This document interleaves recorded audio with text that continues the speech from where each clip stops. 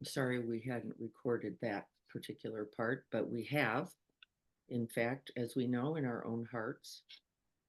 And so we're going to be talking how perfect that Greg is here and that we are all together to talk about this greeting life in this present moment and what it requires of us. And we already know the consequence of that fight, the resistance to life, the resistance to the present moment, the resistance to things as they are, the opinion, judgment, bias, prejudice we hold against life, really. Uh, and then the practice that we are undertaking is to really, if Pema were here, she would say, get over yourself. Get over yourself. No big deal, she would say about yourself. And that we recognize, just as we took a moment to do, that everyone is, we are united, is maybe what I want to say in this. That Greg's fall is my fall, and that Greg's pain is my pain. And if I don't understand that, if I can't come to right view, which is the first of the Noble Eightfold Path, there is no hope for right intention and then right action, or then we would say right result. Is there? There's no hope. If we begin by going, well, that was Greg, thank God it wasn't me. Um, and then we, right, go, whew, missed that one. Or I used to believe, as I watched my grandmother when I was a young girl, who had really bad feet, terrifically arthritic feet, in this example, I'd think, oh, I'm never going to walk that wobbly.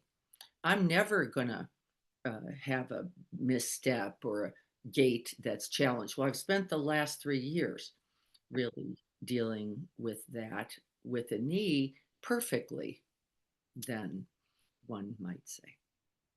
Perfectly. Like you too will fall.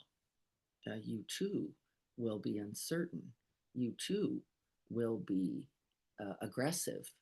You too will have doubt. And that we believe in some way, and we often use our spiritual practice, don't we then? Uh, if I practice enough, I can somehow escape this. And what did we hear from Greg? Well, no, you don't escape it, but you use it well too. You go, yes, this in me and this in others. And then you see the goodness all around, even in pain, right? Gratitude for the people who are assisting you, not just locked up, uh, contracted in our small vision, really, then, isn't it? Small vision of who we are.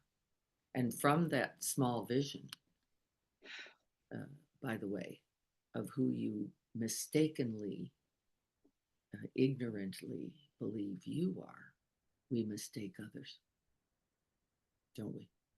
And then we mistake others. And then we can make sense. It's so crazy, isn't it? Out of greed, aggression, and hatred, which is, of course, as we know, the greatest delusions possible. And so we're here today practicing what? Bowing to everything. And I've asked you to do it on purpose, to the difficult moment, right? To the fall down the stairs, because we have to keep opening our hearts, each one. And if we don't, the path of rebirth, the Buddha would say, which he simply means you will be required to replay this. And the neuroscience says it's so. You didn't get it? It's okay. We're going to replay this for you. How many times? as many times as you need to fall, as many times as you need to suffer, as many times as you need to be confused, till you clearly see that the cause of that was in fact never the stairs or never the other at all. And so we keep knocking our heads. Has anyone noticed? Greg just took one for us all in Florence. But don't we all notice? Knocking our heads. I'm watching me do it every single day. Like, this is just unbelievable that I actually know the consequence of this shutdown. I already know the consequence of this hostility. I already know the consequence of this suppressed anger or rage or frustration or wanting it some other way. And yet there she is, like a little squalling child, like just not going my way, just not going my way. But we're going to learn a lot from each other with wise teachers like Greg and each other about this continuing to need to open to whatever this is, this cloudy, sunny, rainy, snowy, hot or cold, short or long day. And then I want to read a poem for you that was sent to me, I think just a couple days, 2 days ago, maybe, by Leslie in Israel. Leslie's here this morning.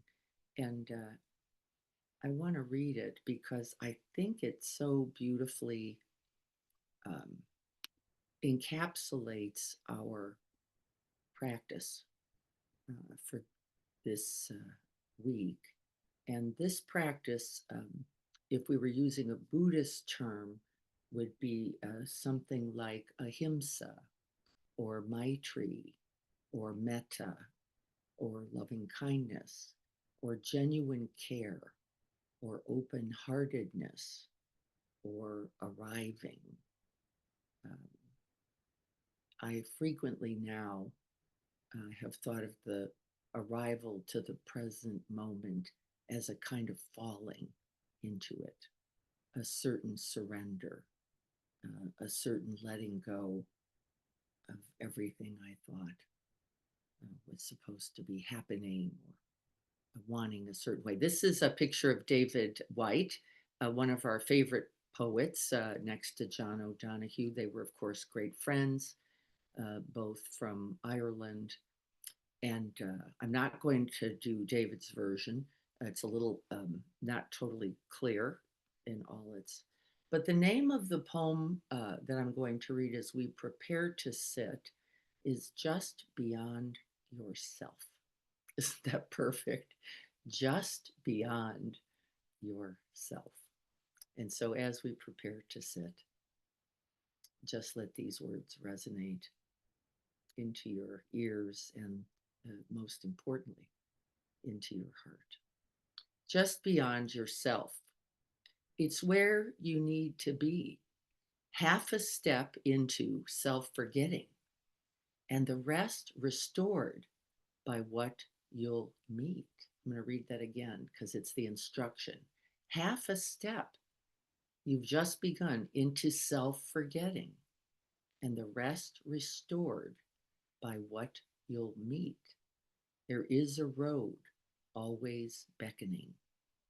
When you see the two sides of it closing together at that far horizon and deep in the foundations of your own heart at exactly the same time, that's how you know it's the road you have to follow. That's how you know it's where you have to go. That's how you know you have to go. That's how you know. Just beyond yourself. It's where you need to be.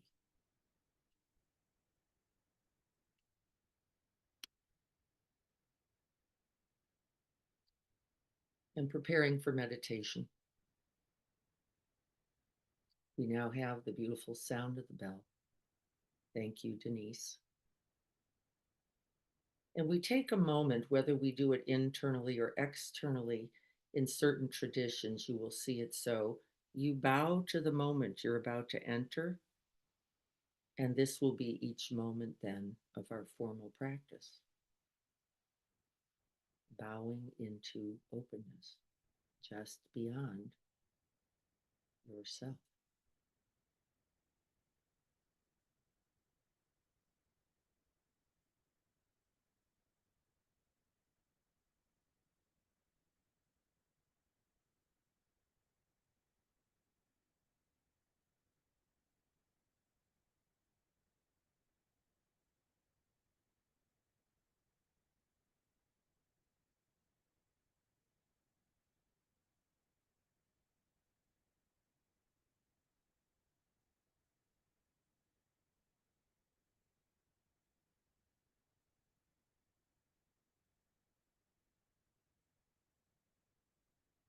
Beginning then, as we always do, gathering the heart, the mind, and the body together as one.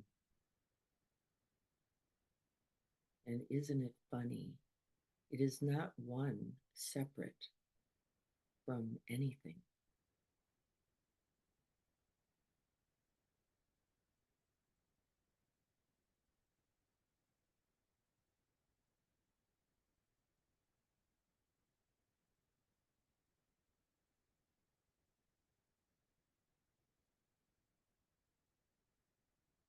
So we gather the self to begin in order to ultimately release it, to not be clinging to it. And so we make a vow, we might say, to the body is the body.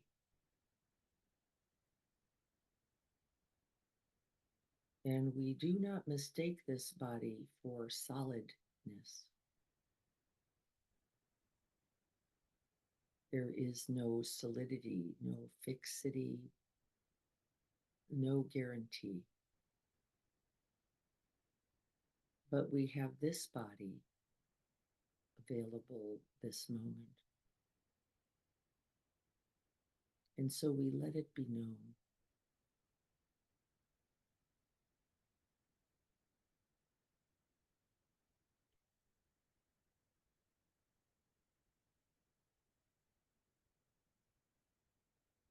And just see then how you may contact friendly, unconditionally caring contact with this body exactly as it is.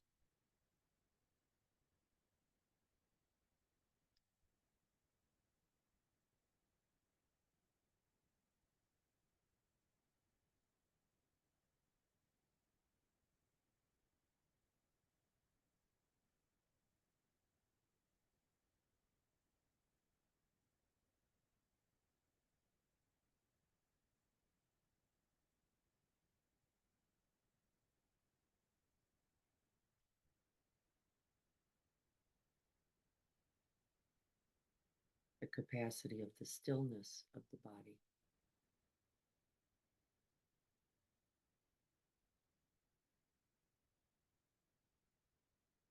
inviting us then closer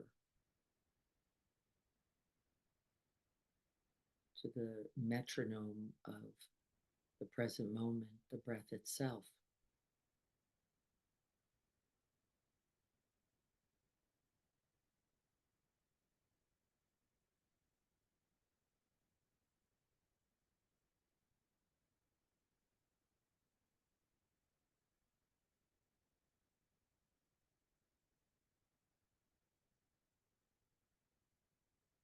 And in today's practice, we're going to be using that heart's in breath, breathing directly into the heart on the in breath,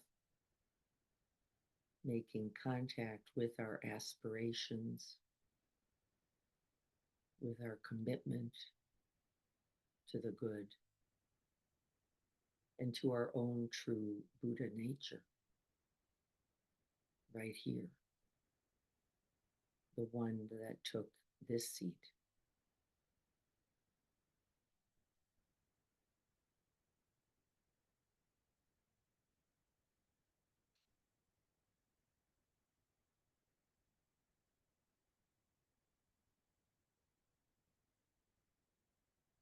And we breathe with each breath in each moment, then the recollection of that basic goodness.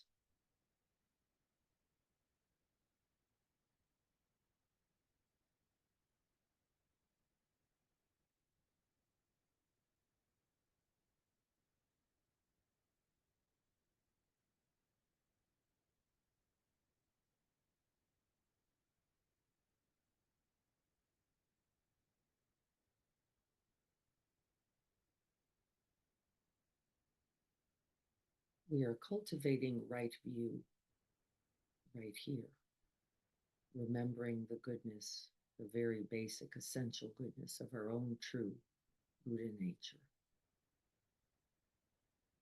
And with that corrected view, we then see it, know it, and greet it everywhere. I'm just hearing the birds outside, the goodness of the birds.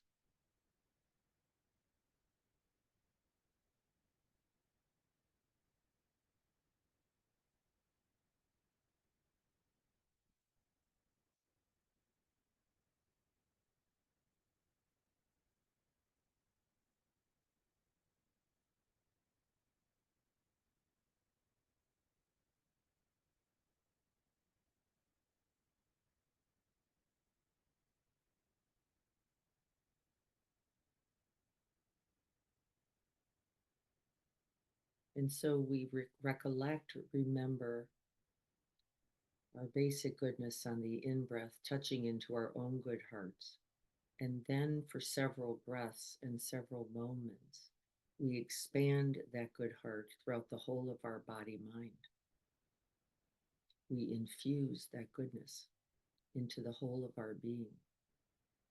And we do so then with the in breath, the touching in, and then to the out breath as we expand, as we distribute, as we immerse our whole being in that goodness, all the way to the fingertips, the toes, the ends of the hair.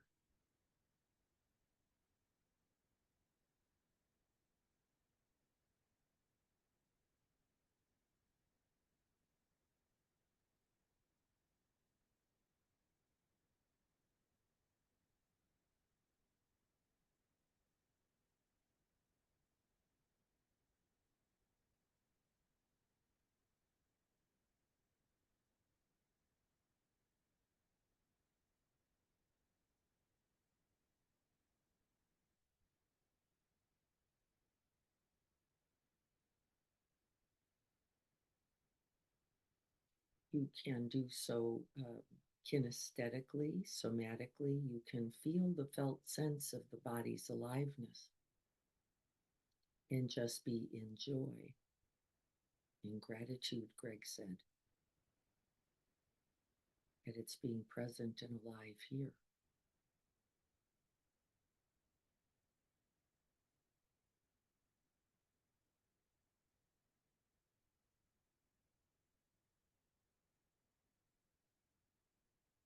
Feeling the warmth of the hands, the tingle, the coolness of the feet,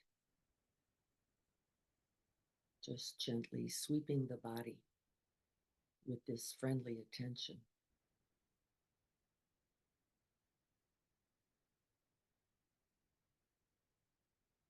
With each out breath.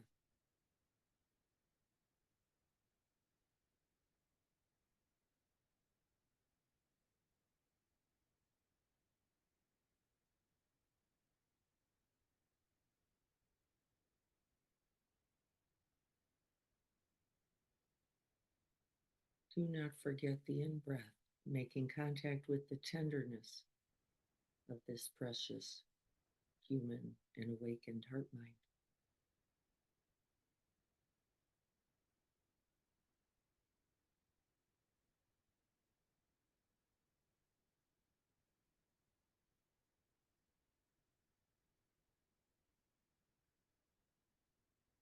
And from this friendliness, we can invite phrases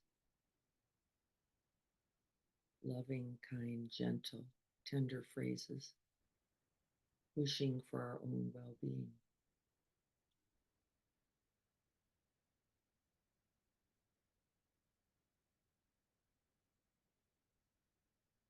May I be happy.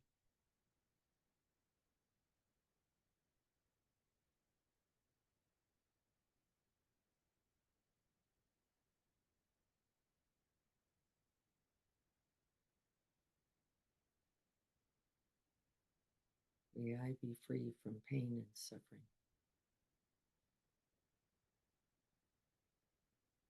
Breathing it in and sending it throughout the body, throughout the mind, and into this human tender heart.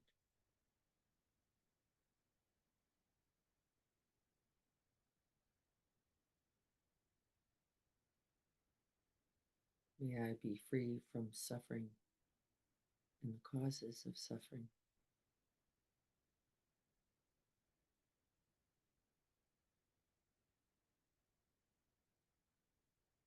And how does that genuine wish feel right now to this very heart? I could feel like a little ah in my own heart space in offering that very wish to myself.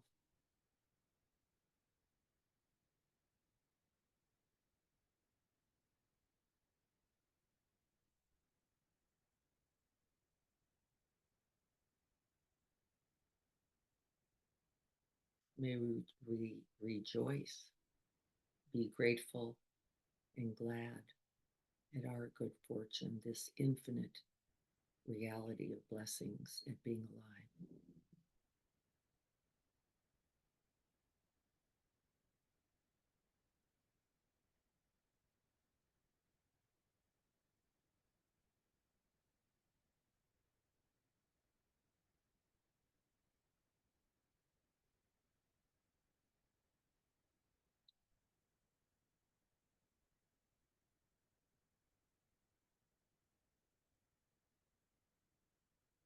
And we don't only send these blessings to the parts we like, to the parts we're comfortable with. We send them wherever it's needed. It might be right into that achy knee, right into that stiff neck,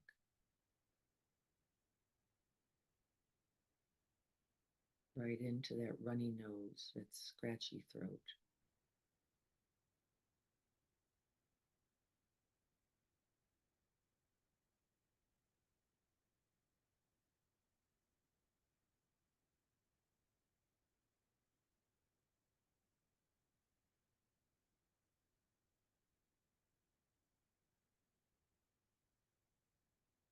And may I rest and dwell in equanimity,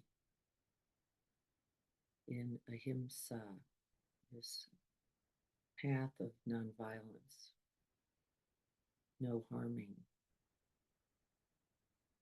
free from greed, hatred, and ignorance.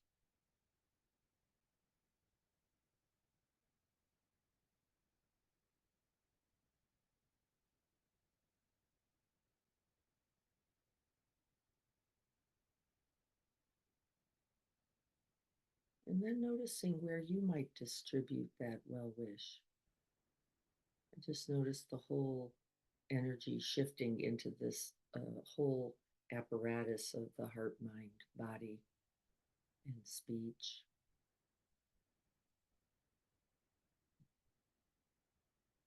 May I rest this heart mind in the ease of equanimity.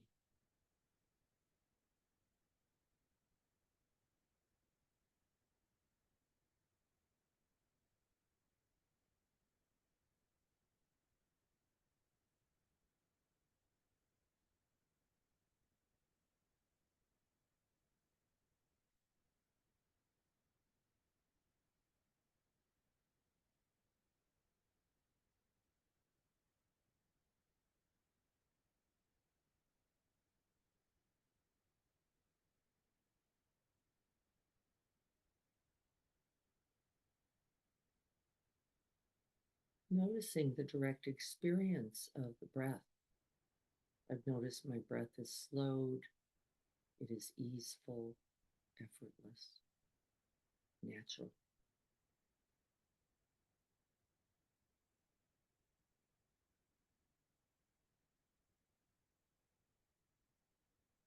The mind is awake, clear seeing, very interested, very present.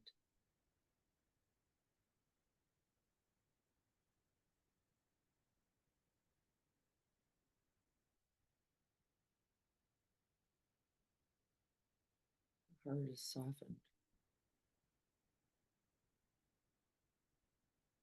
I no longer even truly have a sense of the heart being in a place. The heart now is really an entire body being, quality of heart mind.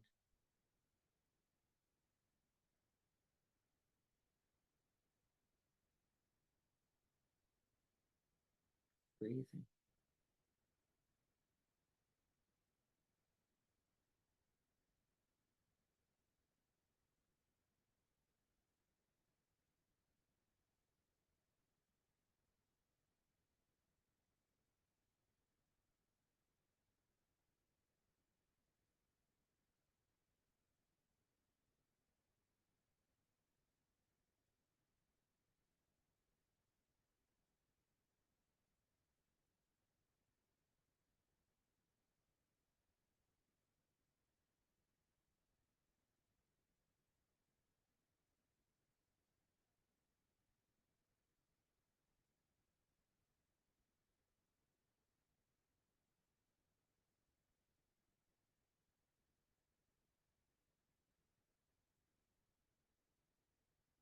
And then at the end of the out breath, we're going to begin to move as we have done this practice many times. We come to the end of the body, the end of the breath, but we know it is not the end, that there is no solid, fixed, separate body. And so at the end of the out breath, we open and expand and include the whole of the infinite space and then all things in it, all around us.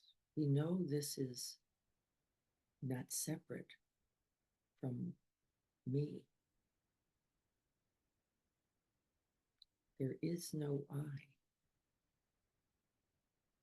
distinguishable from all of this. And so, with the out breath, as we sometimes do, we dissolve that fixed sense of self.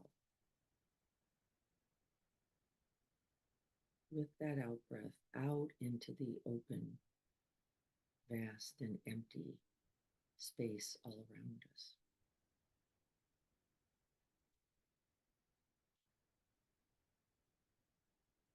We grow bigger.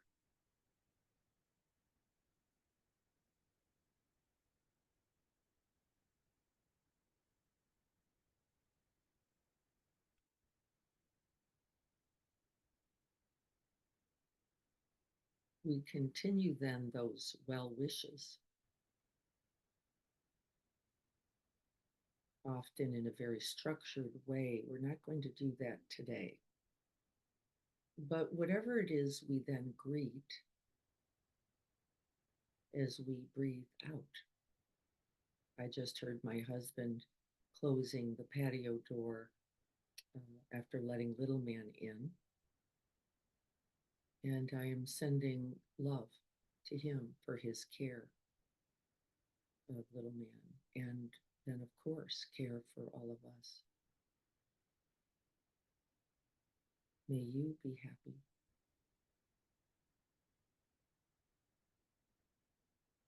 May you be free from pain and sorrow.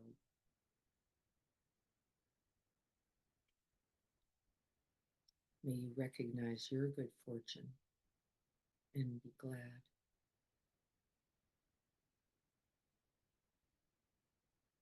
May you have ease of being, resting, dwelling in equanimity. free from all afflictions. I touch into my own goodness. I send out those good blessings with the out breath.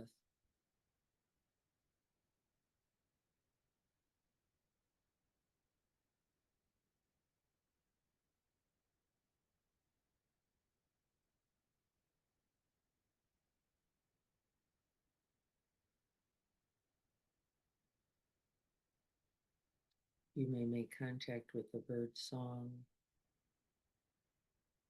an ache in the body, a particular mood, a gurgly belly, a mind busy with list making. We can greet it all.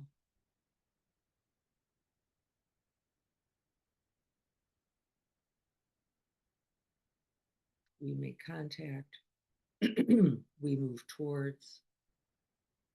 We open the embrace, remembering I, thou, there is no separation. And we offer blessings. And if you don't remember the words, it's really the heart mind that matters.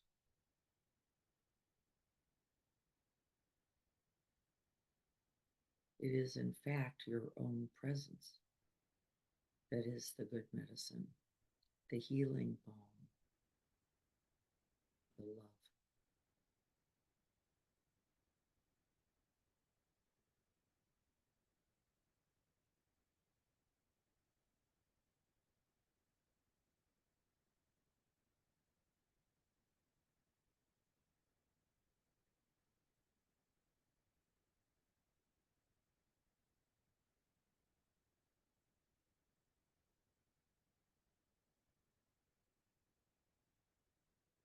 This is just another form of bowing, not only to, but with everything.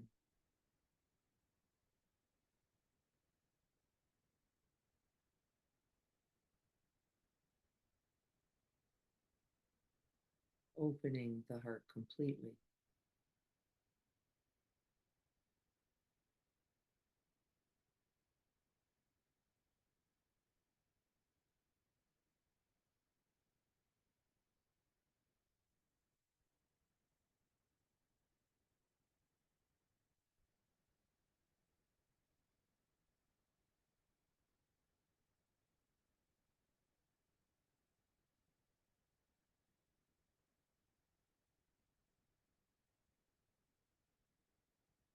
Staying soft in the body, radiant in the heart, with that bright light, that clarity, that shining sun of wisdom.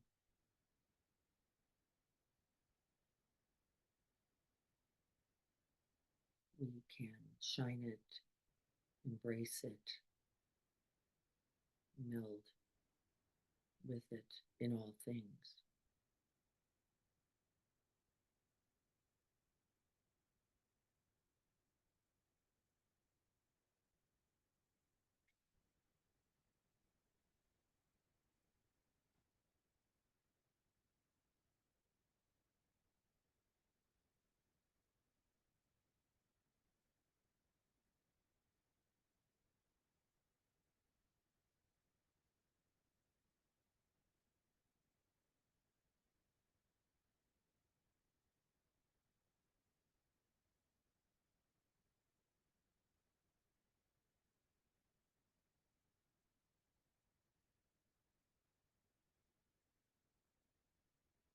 And so we use not only those things that are beyond through the ear door, the eye door, the body, we can actually use the quality of our own mind. And so I just called someone to mind who I have had a recent difficulty with, misunderstanding, confusion. And I thought, wow, I really have it to recognize that in this too, I am not separate. I am neither separate from the suffering nor separate from the capacity to heal, to be whole, to be loving. And so rather than just send well wishes to the other, I'm going to send it to us both, understanding the moments of, vulnerability, moments of confusion, misunderstanding, and the gripping, wanting, heart mindedness both. And may we both be happy.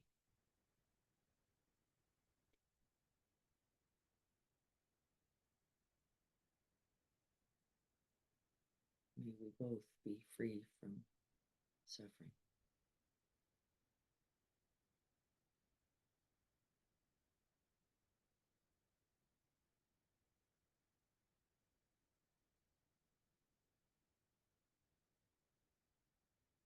May we both remember the blessings all around us and the blessing of each other.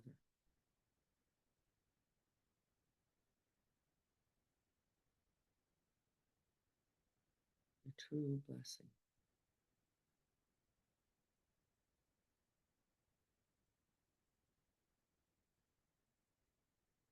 May we both rest and dwell in this vast open heart.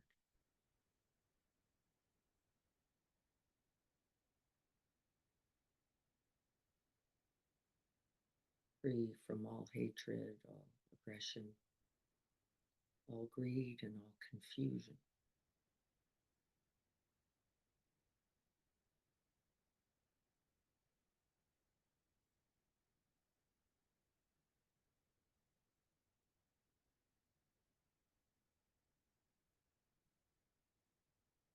Breathing it in and breathing it out.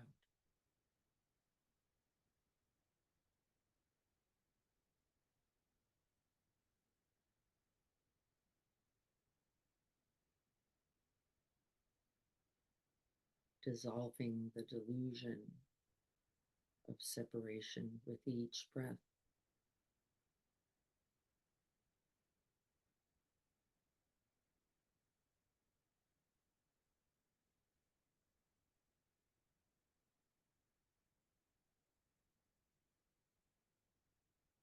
And then we can expand this very heart exactly like this, even further beyond the other, beyond myself, to include all those just like me who also know this pain, who also know this grief, this separation, this confusion, this suffering.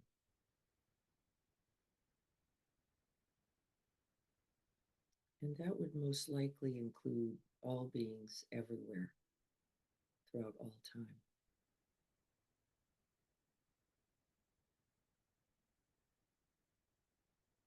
And this awakened heart mind has the capacity to hold this too.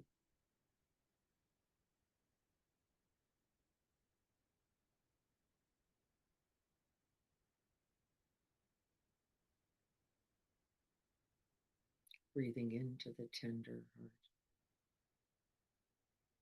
and then sending it out.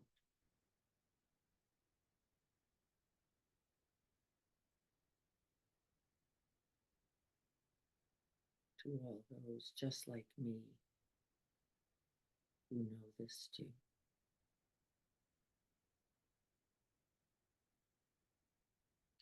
May we all be happy.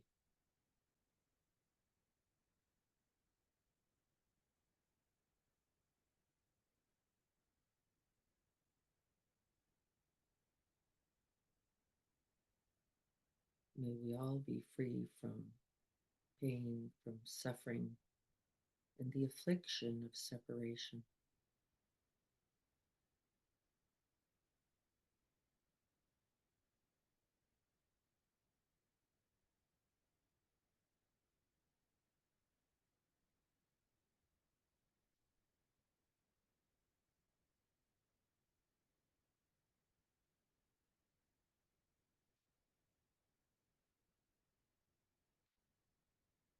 May we all rejoice at our good fortune and the truth of this precious human life for us all.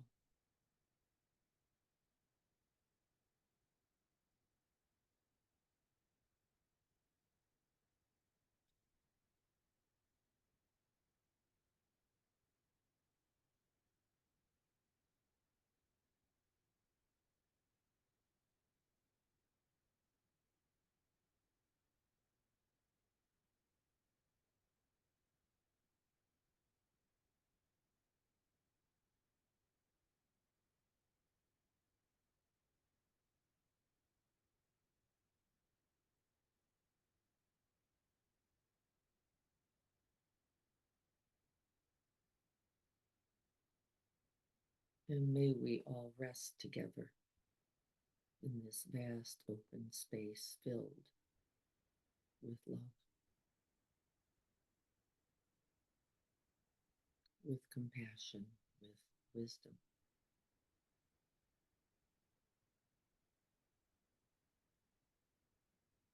Breathing it in and sending it out.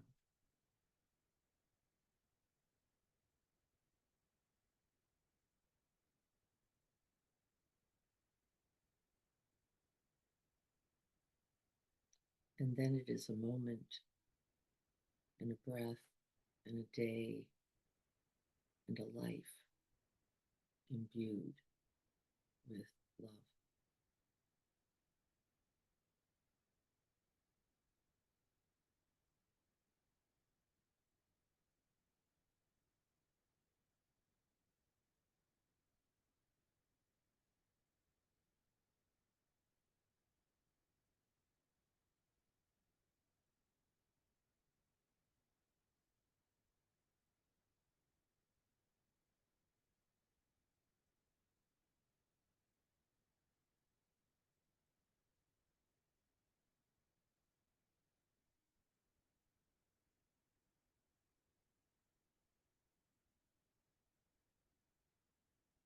And then we smile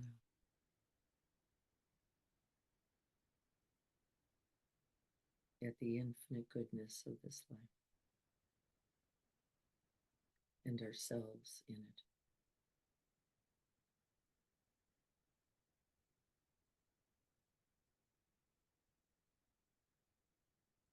And then we draw the hands together at the heart.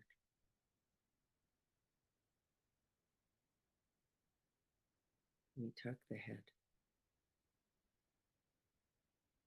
and we bow to it all.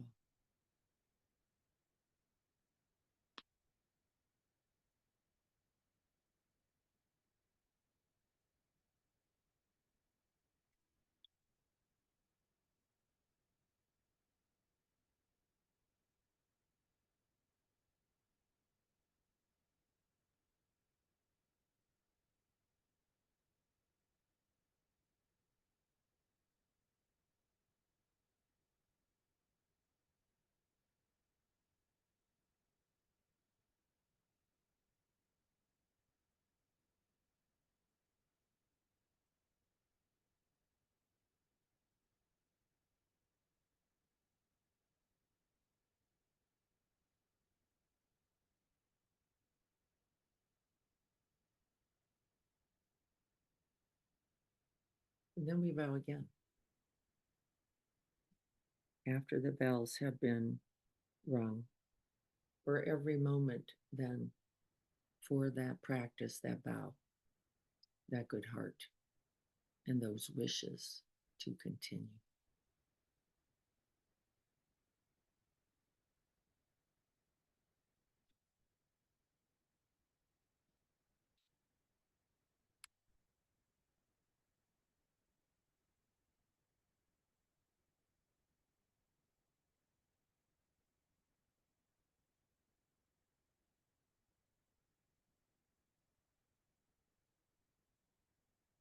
And then, as I often say, how do we live?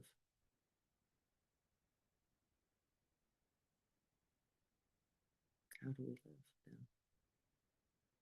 And however it is, I have infinite confidence in it and in you, in it, right? Whatever that is, then that you speak, that you think, and that you do.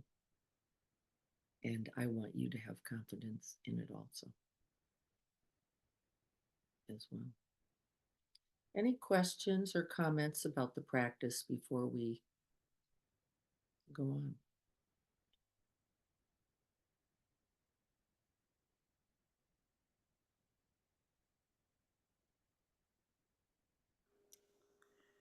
Diana, I thought it was really helpful for me in a way that I don't typically think of during meditation.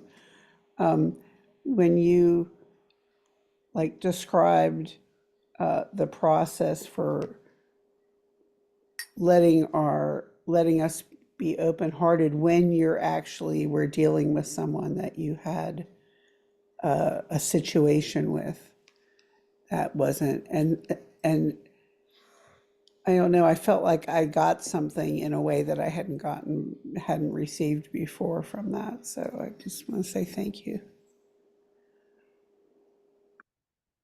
I think the truth of that, Lynn, is that that's everybody, the truth of everyone's heart mind, actually. And then it takes whatever time it takes in us, right, to arrive there. And so it's why I said we're not going to do this in the same way, because in the traditional practice, we frequently just go down the list: a loving other, a neutral other, an other with whom we have difficulty. But I'm not sure that that's always the best way. In fact, I worry that, in fact, it becomes a demand or feels like an assignment. And then, like, if I don't have that heart in that moment, in some way, I am once again failed. And actually, what I know and have complete confidence in is that in its right timing, it will open just like that. Just like that. It might not have been today, but that's not a problem at all. We have infinite time, don't we? It may not be today. Today, it may just be, well, I've noticed I kind of can't get out of my own knee.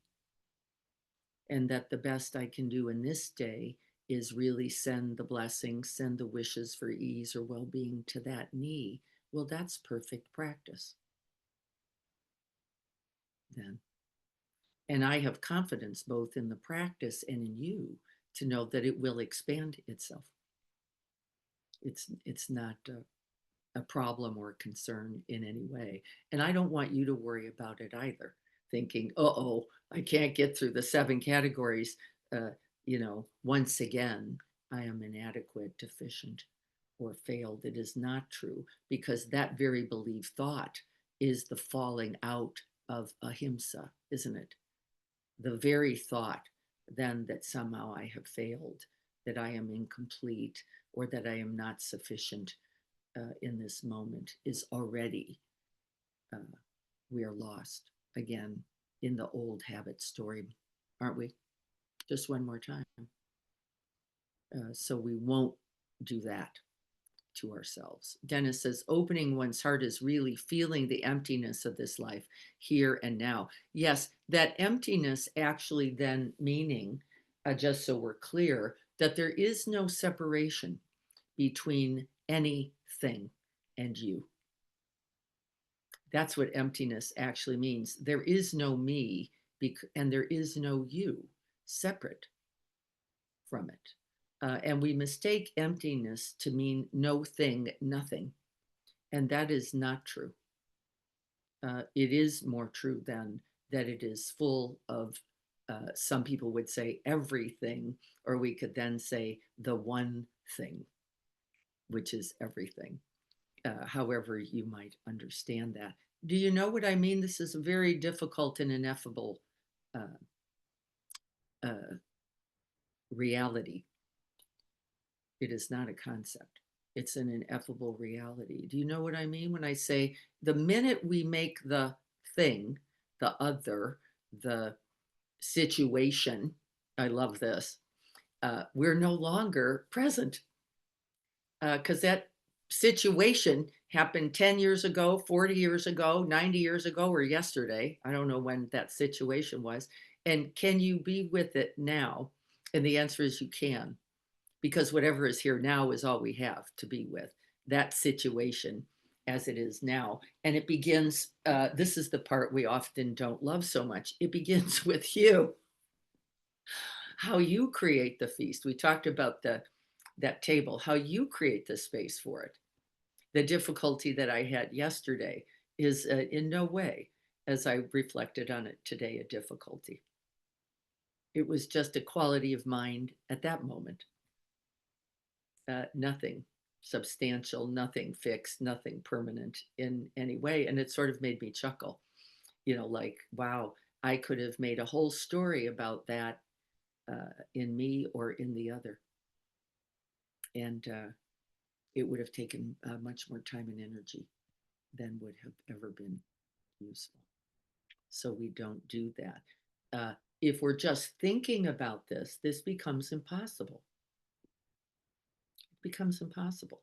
Like, well, how are you really me and how is this? Because you're over there. And that's just that cortical twist, I call it, that we do to ourselves.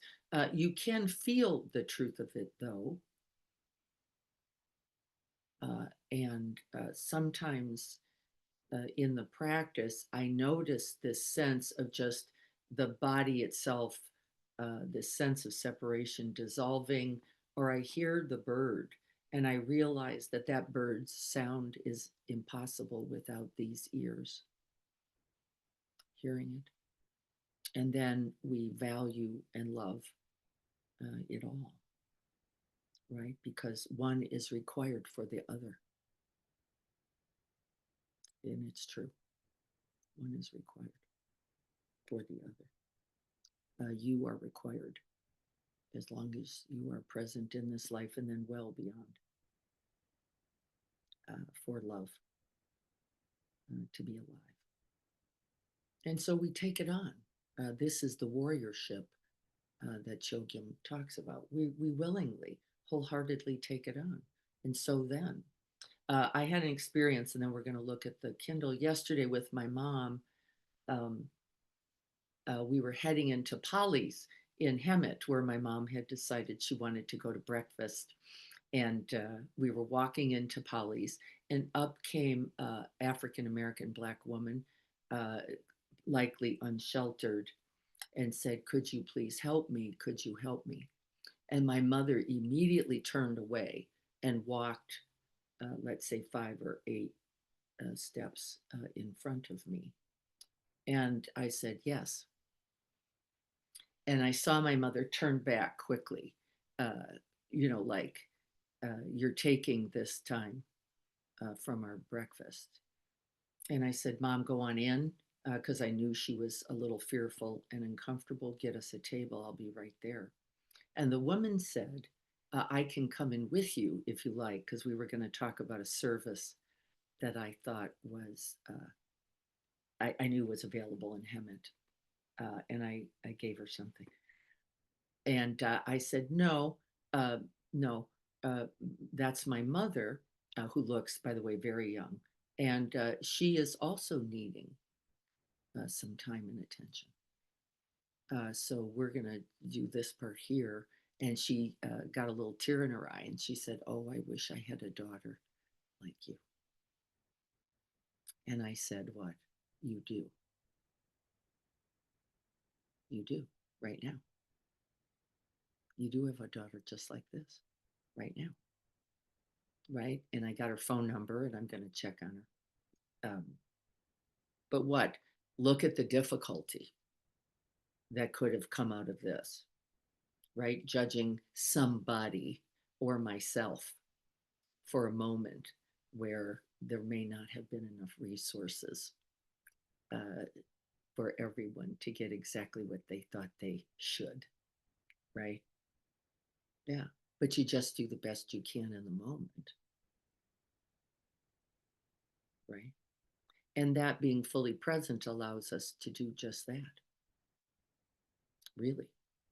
And then whatever you do becomes workable, sufficient, and what does it come out of? It comes out of that very practice we just did, is what it comes from. That very quality of heart mind that we are training, cultivating, and then being. And then whatever it is, it's just right. Whether somebody's happy or whether they're not. Right. Whether somebody says thank you, or my mother says, why do you always have why do people come up to you? I don't understand what that is, says my mother. I don't know. You're walking down the street. Every time we're walking anywhere, somebody walks right up to you going, can you help me with your luggage? And there's me with my luggage, just having to wait on you, helping the whole world. And what? I can smile. I can smile because I know that heart mind too. I do. I know that heart mind as well, which is why? Why everybody else all the time? When is it my turn? When does somebody just finally go, no, today you're going to get all the eggs, all the berries? And we do have that mind as well. And can't we love it also? Right? Can't we know? Probably a little under resourced, uh, a little overwhelmed, a little not seeing your daughter enough. Right. That's just the truth of it. So it was quite, I'm laughing to myself. We're going to go to chapter 8. Can you guys get your books there? I'm going to have to use my phone again because it was with my phone yesterday. I didn't have my computer that I was reading. We're probably not going to get to chapter 9, though I want to look at the first few pages. So I'm going to be, though I'm pulling up the Kindle here. Here it is. I'll get it live for you here. I'm going to be referencing the markings from my phone. Okay, let's see if I can't lower this for a second.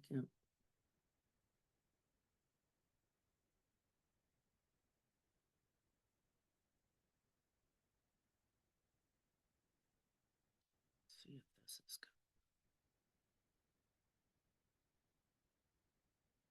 good. I think it's there. Can anybody see that? Does it say not? Yay. Okay.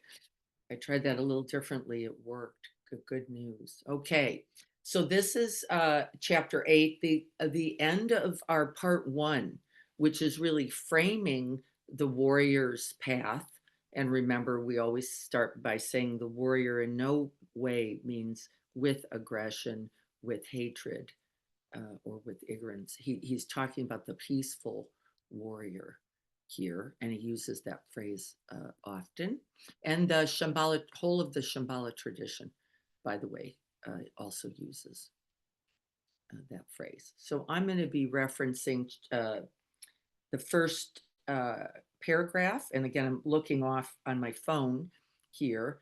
It says here at the bottom, there is another way we could describe the education of the warrior, which is by looking at the development of ego, that fixed, solid, separate entity, and how the warrior works with fear, which is the nutriment and the result of that separation, and the other problems that arise from a mistaken belief in the self as a solid entity. We just have covered all of this. And so that's the first essential statement. From ego itself, which then both survives off of and also propagates more fear, from the mistaken belief that we in some way are separate from this life, and then from the others in it, whoever they happen to be. And then I'm looking here, I've got this one. It says, having found a name for itself, called Diana, the ego has to constantly work to secure itself, to protect itself, to guard itself, doesn't it, from often misperceived dangers and afflictions. Because fundamentally, she knows that there is nothing real to it. The ego works harder to hold on to something that is purely vapor, all the more because of the truth of that impermanence, that the truth of that unreliability. So ego keeps busy trying to build a wall around itself, establish or architecture itself as separate and individual, to shut itself away from the other. Everybody knows what this is. This is from this place that we become most separate, and then our suffering is most essentially guaranteed.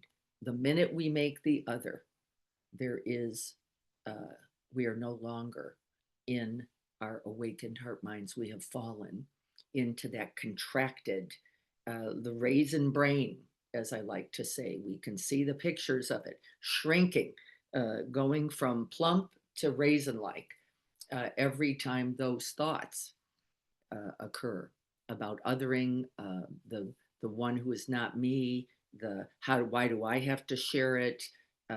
And we are doing it pretty constantly, says Chogyam. I'm going to switch pages here. We're going to go now to if anyone. Okay, here we go. In that paragraph near the bottom, it says here, let's see if I can find it. The only way to develop a balanced state of being is not to try to get rid of these things, but to understand them and to make use of them. This is beautiful.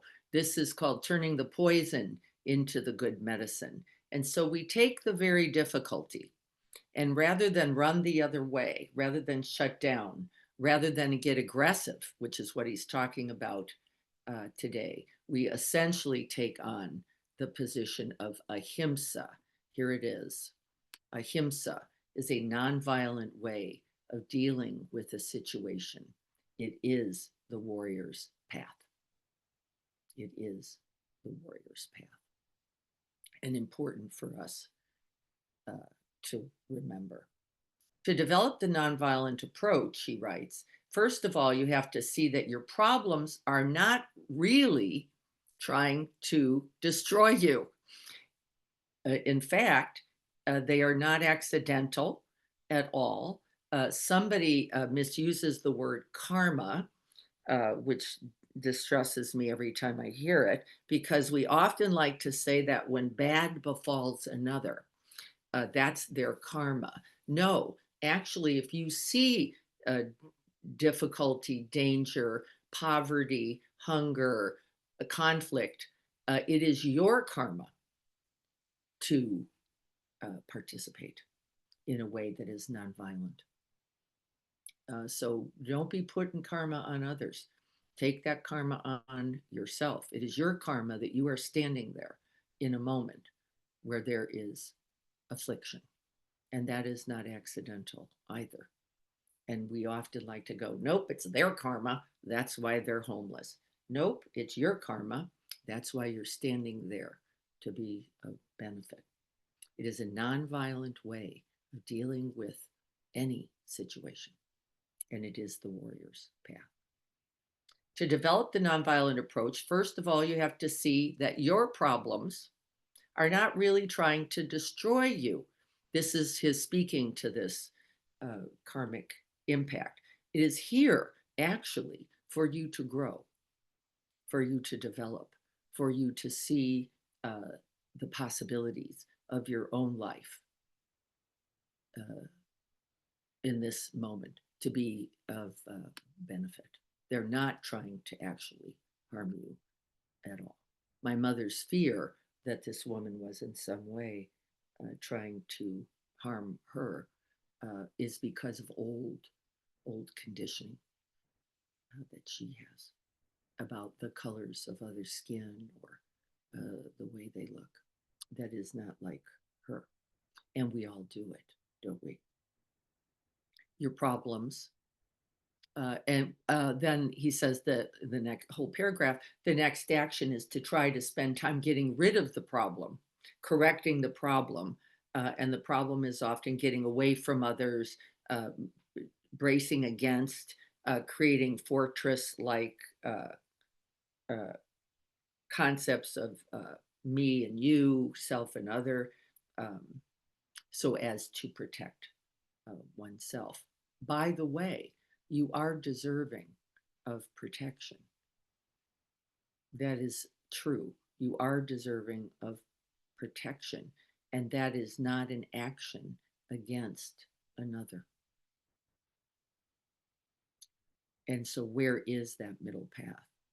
If the protection for you is not an act of aggression or separation from another, that is the definition of ahimsa. And we often mistake them, don't we? We go, no, I get to do whatever I've done because A, you've either done it to me, or I'm fearful that you might, or I see you in some way as some kind of an essential threat. Ahimsa, or nonviolence, is a nonviolent way of dealing with the situation. I might say the whole of life, not a situation. It is the warrior's path. That's what we wrote up there. All of these problems and difficulties are fundamentally generated from the concepts of duality or separateness.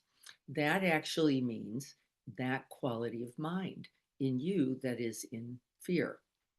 The sense of threat or separation develops the minute you do not understand the totality, the non duality, and the interconnectedness of everything. And then we can what? Frequently act against. We have permission now to act against because we have already constructed, Chogyam is trying to say here, this separation, duality, polarization would be a word you could use, right? We get this idea of mind. At a certain point, you finally develop an aspiration to get rid of the wall, the separation between you and others, because there is no happiness, there is no joy, there is no gratitude possible as long as you keep it. However, you should not think in terms of having a fight with or defeating these problems. You should not develop the idea of being on a battlefield, of a winning or losing, is really what he's trying to say here. He's using a metaphor. That there is no I or thou, you or me, right or wrong, us or them, black or white. And as long as we live there, we will never, cannot then find the way to peace, to ease, or happiness for ourselves or for others. I'm going to see if I can't get down here. I'm now at the to work with this. I'm about 5 lines in. It says there are certain aspects of your life that are not balanced, but those very things can be developed into a balanced state of being. He's saying, really, the problem is simply here in the quality and balance of your own heart mind. That's the point he's making here. 3 things make for imbalance: ignorance, hatred, and wanting it our way. I've then gone on to, we are not purely discussing the spiritual aspect of our lives or the mundane aspect, but the whole of life.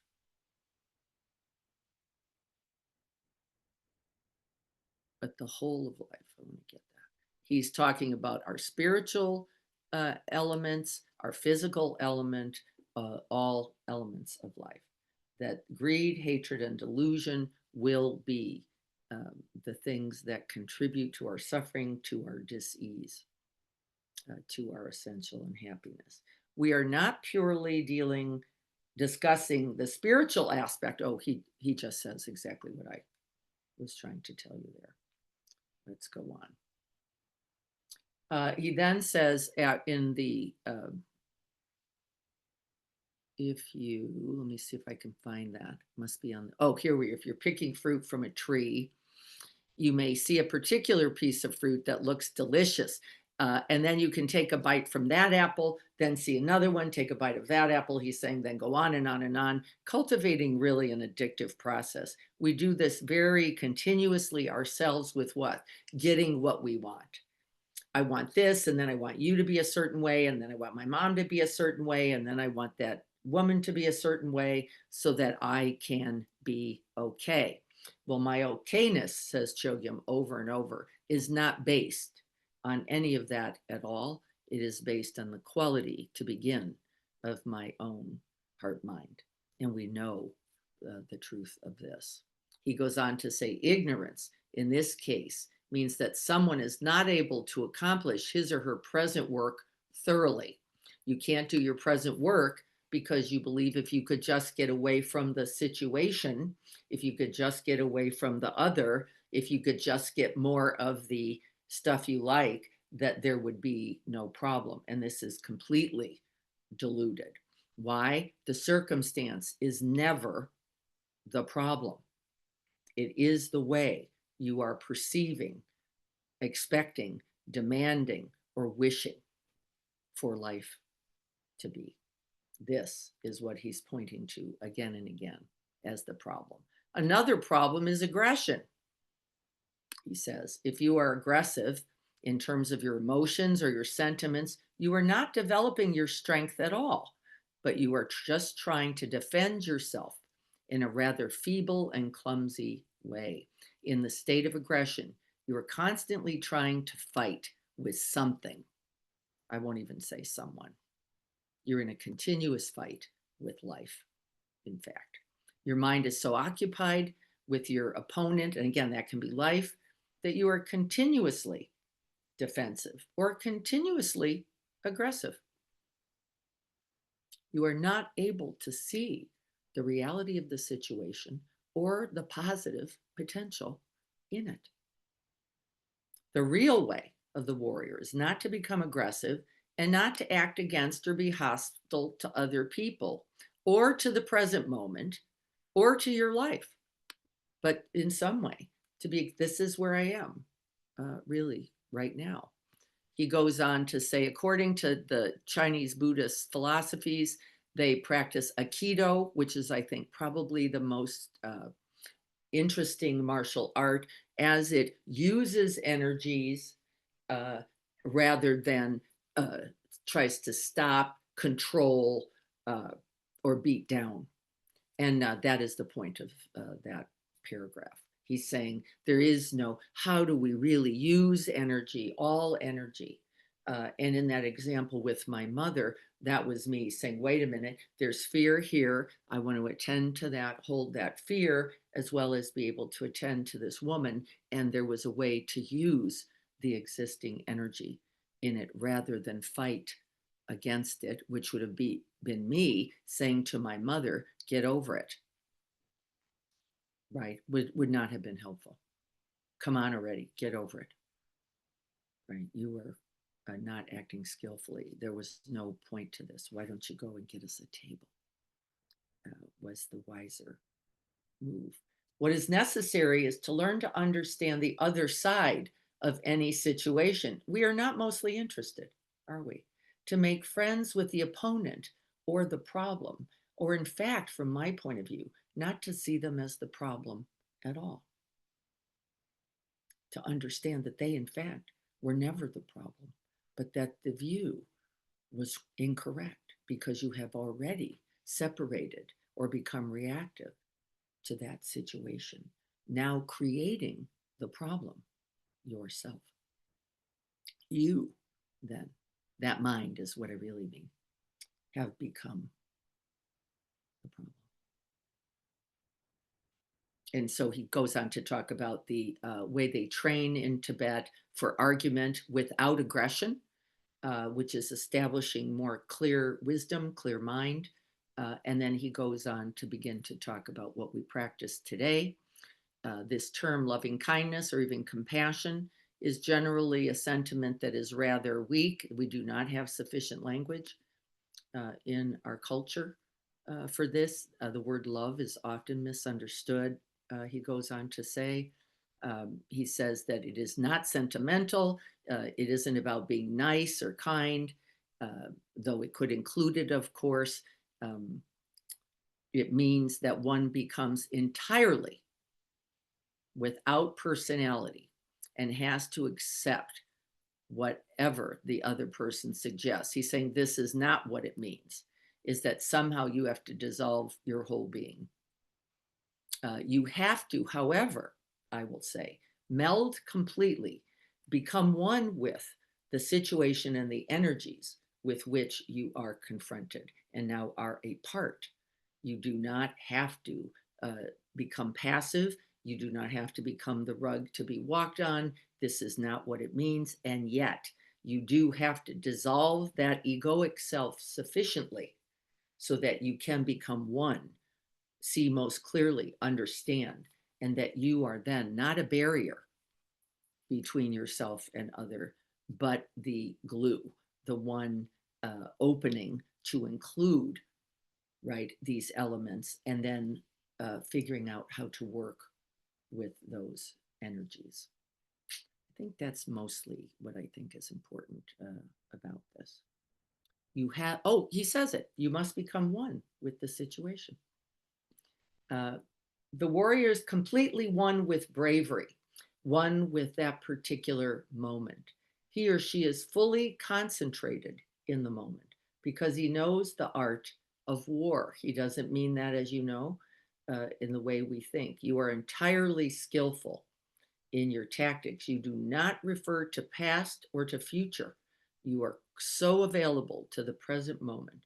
You are 100% there to work with that moment to victory. And the victory is what?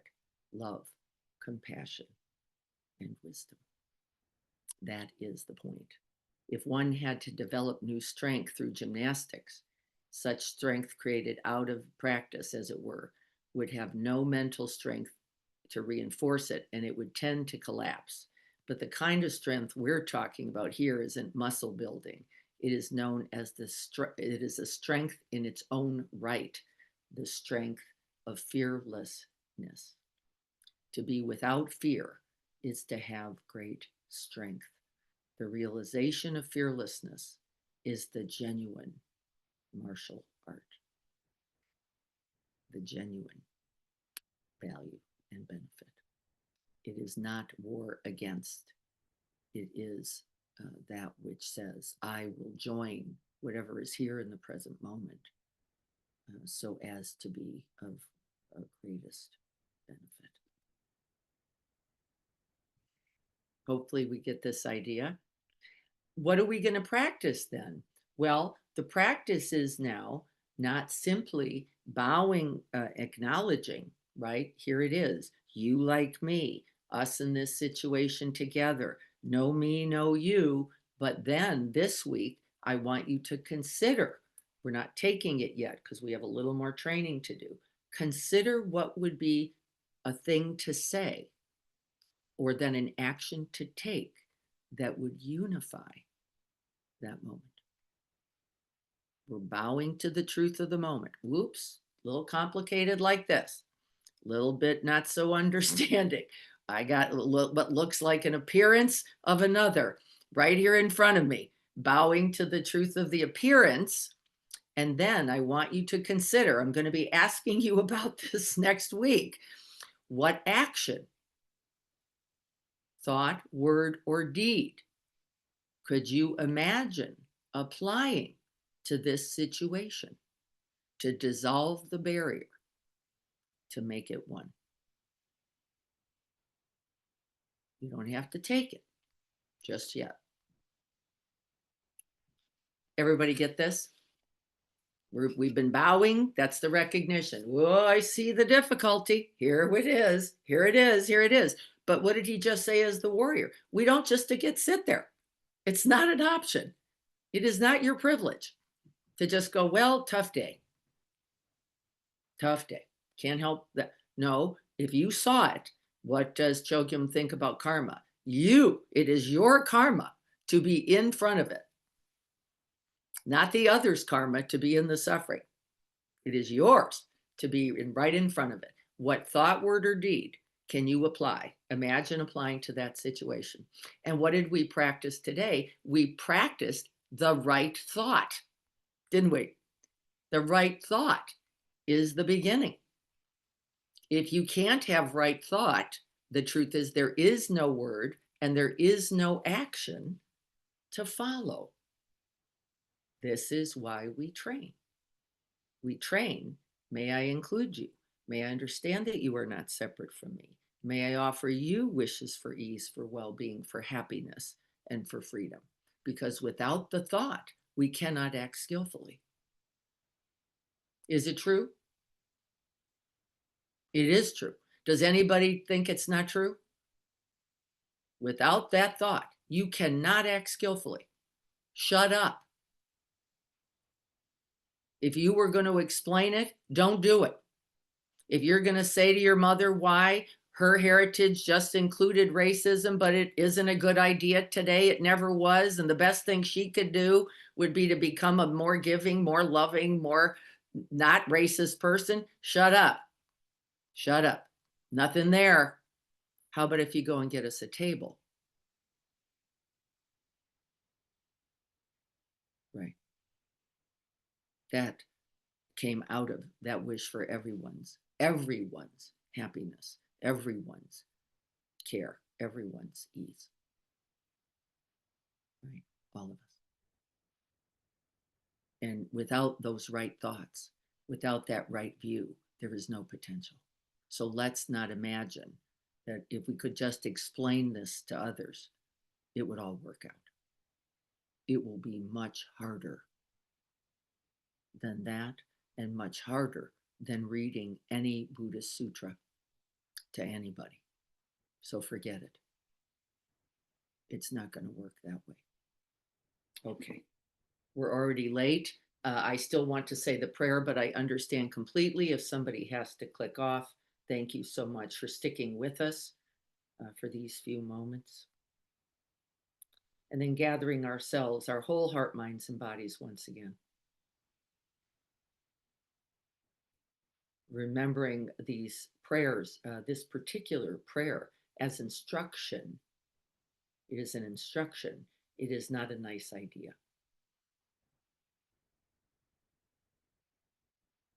May I be a guard for those who need protection, a guide for those on the path, a boat, a raft, a bridge, for those who wish to cross the flood. May I be a lamp in the darkness, a resting place for the weary, a healing medicine for all who are sick, a vase of plenty, a tree of miracles, and for the boundless multitudes of living beings, including your mother. May I bring sustenance and awakening, enduring like the earth and the sky, until all beings are free from sorrow and all are awakened. May we all be happy. May we all be free from suffering. May we all have ease and be grateful and glad.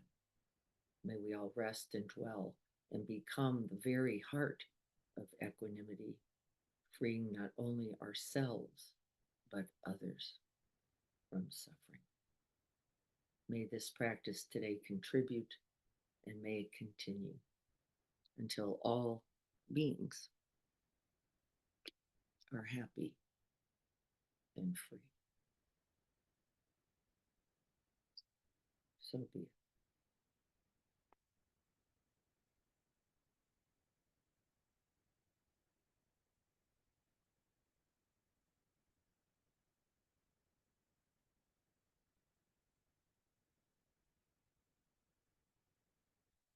So lovely to have the bell back. Such a joy. I will be sending you that poem, Just Beyond Yourself. How perfect and appropriate then is that? Because really, this is what Chogyam is talking about in the whole of this chapter on ahimsa or nonviolence. Thank you all. Thank you all. for your practice and for your contributions today. You're so welcome, everyone. Next week, we'll be working on chapter 9, which is the beginning of the warriorship training. And I will look forward to seeing you all then. I'm trying to think if we have something coming up other than signing up for retreat, which is coming now in just a couple weeks, right there, the 8th through the 10th of May at Quest Haven. You can sign up for one day or you can sign up for 2 evenings, stay the whole time. I look forward to seeing you all there. Very important time for practice for us all. And it's a beautiful time of year at Quest Haven in a beautiful space. You didn't hear the bell. Okay. Did anybody else hear the bell? It's back off. It is, she just got it on. It looks like something I'm going to have to do every single week. We will get that sorted. I enjoyed the bell, I must say, for all of you. Sorry that you didn't get to hear it. But she's just got us fixed on it, and I think I know how to do it. I do see what I didn't do. I'm looking up in the right corner. I had to click on something I didn't click on. Just for fun, I want people to hang out. 1 second, see if you can hear this now.